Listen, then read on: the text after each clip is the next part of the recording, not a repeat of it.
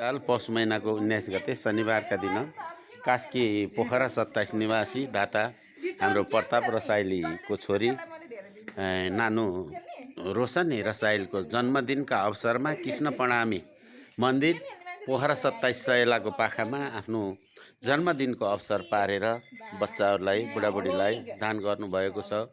उहाँको जीवन धनधान्य होस्, खुसीले दिन पुगोस्, आनन्दले खान पुगोस्, हिँड्दा ठेस नलागोस्, बोल्दा बात नआओस् र यसरी नै नुहाउँदा केस नझरोस् र यसरी नै तपाईका प्रगतिका पाइलाहरू अगाडि बढुन्। आगामी दिनमा पनि फेरि आउनु होला हैन। उहाँको आशीर्वाद जति जति मिल्छ तपाईको प्रगति उति उति हुँदै जाने हो। उहाँ पनि हाम्रो यहाँको सञ्चालक कृष्ण कार्की रेडियो नेपालको धार्मिक कार्यक्रम सञ्चालक। म त यत्रो थिएँ, उहाँको कल्याण कुमार कार्की छोरी अहिले पनि आइरहन्छ, भजनहरू सुनिरहन्छु म।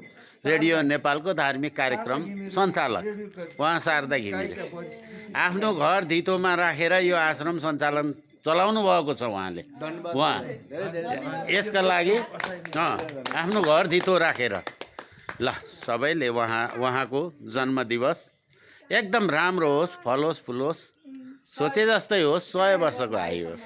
भगवान्ले दिएकै 100 हो है, तर आरामसँग बाँच्नुहोस्। यहाँ काठमाडौँदेखि टाढा टाढाबाट आउनुहुन्छ, यो मात्रै नभई टाढा टाढाबाट आउनुहुन्छ। यो भिडियो सदाका लागि यहाँ रहिरहनेछ। विशेष गरी प्रताप रसाइल खैँजारी मुजुरा गा बजाएर उहाँलाई नचाएर गोरासँग नाच्नु भएको थियो। यो प्रस्ताव मैले राखेको हो। वार्षिक उत्सव छ यसको। अब 7 दिनको चाहिँ विशेष कार्यक्रम हुन्छ।